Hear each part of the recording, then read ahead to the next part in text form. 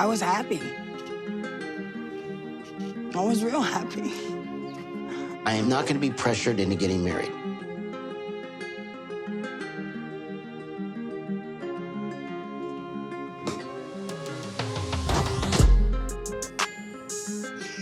He really broke my heart. I didn't deserve this.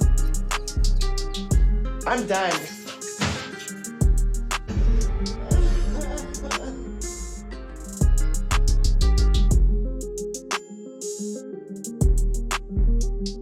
Hey guys, welcome back to another video. Today we're just going to be doing a little catch up on the few people that I find interesting from Happily Ever After. So I'm going to go ahead and start with Angela. When we last left Angela, her and Michael were still fighting over the Instagram. He did agree to take it down. So everything was gravy, and she came back from Nigeria. She said everything was good until now. My friend sent me texts, Michael cheating on me. I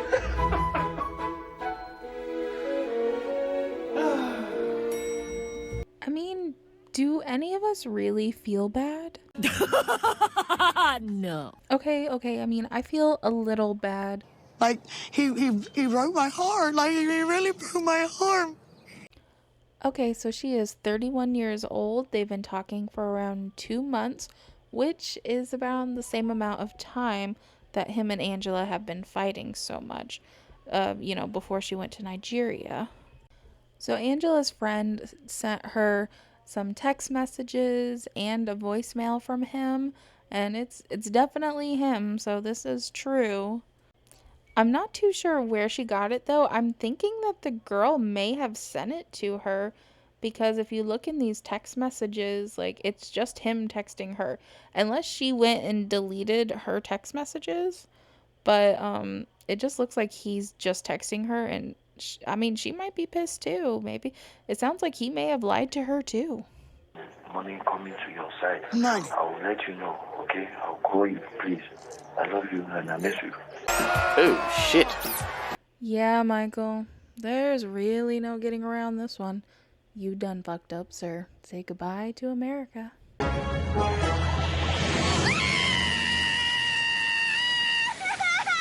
So Angela says she's heartbroken, but she doesn't know what she's going to do yet.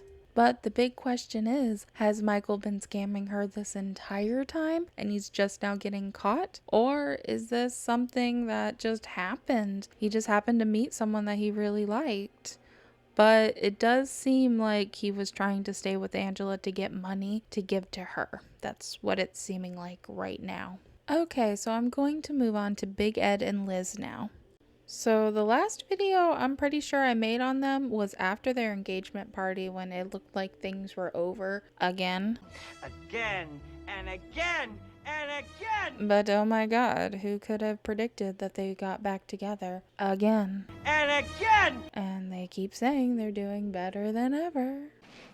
That's a lie. But of course not. That's not the truth. But anywho, Liz has gotten an amazing job opportunity. The restaurant that she works at has offered her part ownership in it. And she was reluctant to take it because she knew Ed wouldn't like her working so many hours. I'm really excited about this opportunity, but I know Ed is not thrilled about how this can affect our time together. Run, bitch! Run! But she did decide to take it, thank goodness, because she needs to have her own situation and financial stability away from Big Ed. Yes, I would be crazy if I didn't. Yeah, Yes. I'm in, yeah. And Ed is making some changes too. He said he feels like Liz is putting herself above their relationship, so it's time for him to do the same. So he goes and meets with his mom. Edward! Oh, Mom, Jesus. It does seem that Ed and his mom are on their way of having a good relationship again. But one thing I found interesting about this encounter was how Ed has been saying pretty much the whole season how they won't reach out to him, that they're ignoring him. But she talks about that she wants him to just come over anytime. Just drive to my house and talk to me. and cry on her shoulder. So I'm like, that leads me to believe that was Ed the one ignoring them, or at least his mom specifically. His mom does say that she's not ready to meet with Liz yet, which is totally understandable, but it does look like they are on their way to having a good relationship again. Now you're back. My last sheep is back. I am happy that him and his mom are repairing their relationship. You only get one mom, so I really think this is a good move for him. So Liz did not tell Ed that she accepted the position or that she was planning on doing that. It seems like when she met with her boss, she made the decision right then when she saw that it was going to be like a good deal. So now she's planning on telling him, and she is worried about his reaction, but he actually has a pretty good reaction. I would say go for it. That's not gonna last. Yes, surprisingly enough, Big Ed has taken it quite well. He said he was a little upset that she didn't discuss it with him first, but he is proud of her and happy for her. So Liz brings up the topic of getting married and asks him, is that something we can start talking about soon in the future? I can't give you an answer on marriage. I'm not ready to marry anyone. Liz says she gets that, and she starts expressing how she's feeling about it, and Ed just doesn't let her speak. Wanting to be secure, not. I am not going to be pressured into getting married. The fuck you say to me, you little shit? So according to Ed, by her bringing up this conversation, that is her pressuring him into getting married. Wow, he is super dumb. I'm Who not is ready. pressuring? I was just You saying brought I it would up. like to. So Liz keeps trying to explain how she feels about it and how she just wanted to talk about it a little more. So he just keeps saying, I feel like I'm not being heard. He's talking over her and saying, you're not hearing me, when he hasn't given her a chance to speak. I don't feel like I'm being heard. You are being heard. I don't feel like I'm being heard. Would you shut up? So I understand her feeling that way, but she does apologize for telling him to shut up, which I think is good. But he just keeps explaining that he's not ready and has nothing to do with her, or it's not that he doesn't want to marry her, he's just not ready to get married. And honestly, I think Liz acts a little bit like a brat right here, because she storms off and shuts the door.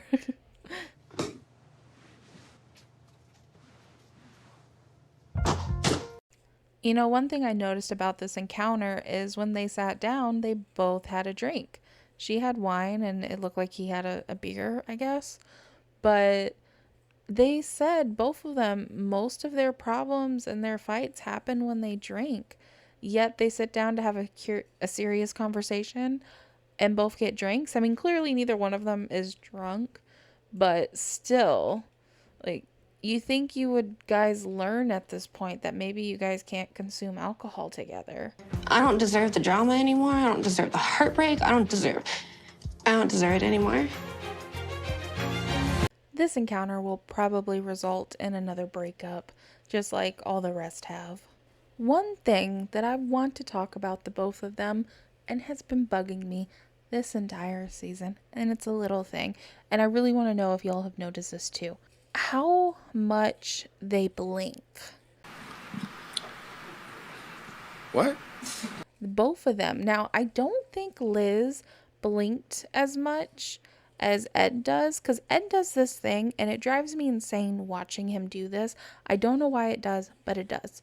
That's not important. And when he's like trying to look like he's really interested in what you're saying or what the person is saying and he cares, he does this slow nod and he blinks like excessively and like slowly though, and it drives me insane to look at him. I can't look at him when he's doing that. I don't know why. Well, that's weird. That is weird. But I've noticed this season, Liz is picking up that habit, and it's just like, stop blinking. Okay, so now I'm gonna move on to Kim and Usman. Okay, so last video that I made on Kim, her and Usman had actually gotten his mom's blessing, but they got some bad news that if he took a second wife, even in Nigeria, that could keep him from being able to come over to the United States. So Usman just got an amazing idea. That was sarcasm. He wants to adopt his brother's son and raise him as his own, so then he's raising his own blood and he doesn't have to have biological children with a second wife. That doesn't make sense. So Kim decided to go back to Nigeria to figure out this whole adoption situation with him and to talk to his brother to see how he feels about it. And she also decided to bring Jamal so that they could meet for the first time. I personally find this whole situation quite weird and a little uncomfortable, to be honest. They say it's pretty normal over there, but it still just makes me uncomfortable. Especially the way Usman talks about it. It's just like he's a puppy who needs to be rehomed and get used to his new owners. It's not like he's a child gonna be taken away from his parents. So like I want to seem like with me like every day, and all that. That's what I'm saying. So his parents are only on board with the idea of them adopting him because of the fact that he would probably have a better education in America. I want Mahdi to have schooling, which none of the family member has that opportunity. But they want him to be raised in their religion. So that's kind of like their biggest tipping point because Kim has no plans on converting.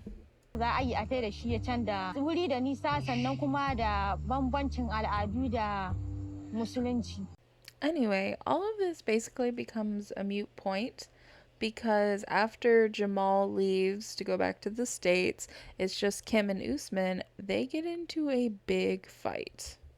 And then it was just little things like talking about my weight. They're talking about how I'm gonna need a tummy tuck. So I guess Usman was making some comments about her not cleaning up the hotel room, and then he was also joking about her weight and different things like that. And according to him, he thought that she also thought it was funny. He meant it as a joke, but she said, no, that's actually really hurtful. And it just kind of spiraled into this. And then every day, oh, I don't pick up the room right. I don't dress right. My stomach's too big. I mean... Yikes. But you can't even hold a conversation with me. We don't even have sex. Keep that a secret.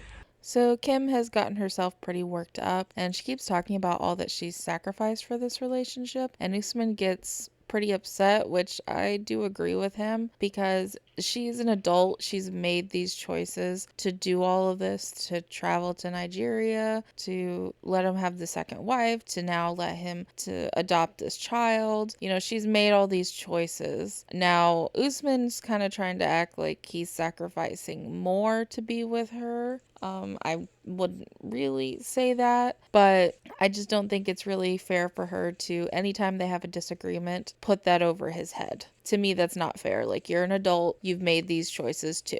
I can say whatever the I want to say because I'm a grown-ass woman. We're grown-ass children. Then Usman feels the need to say how, again, because he's done this before, how no one else from his region would be with her. Kimbali, me being with you is something that nobody would do in my region.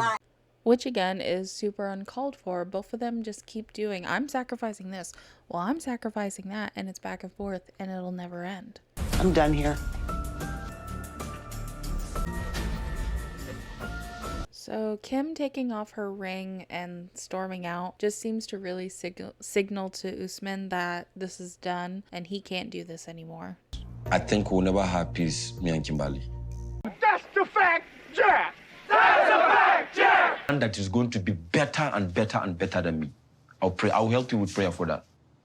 So, of course, when there's cameras around, he was like, I pray that you find a man who's so much better than me, and I need to find someone who's from my culture and from my region. But then she says she texted him and she reads what he said, and it's not as nice as what he said in front of the cameras. You will never get the respect I give you by any man, but since you broke up with me, you'll find out soon. Thank you. Even though I did see this coming, and I think a lot of us did, I still can't help but feel sorry for Kim.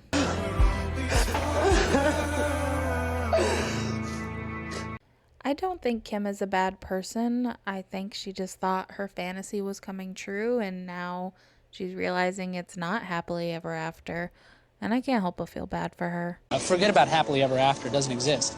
Okay guys, that's all I have for this video. My next video will be on the happily ever after tell-all, so make sure to look out for that.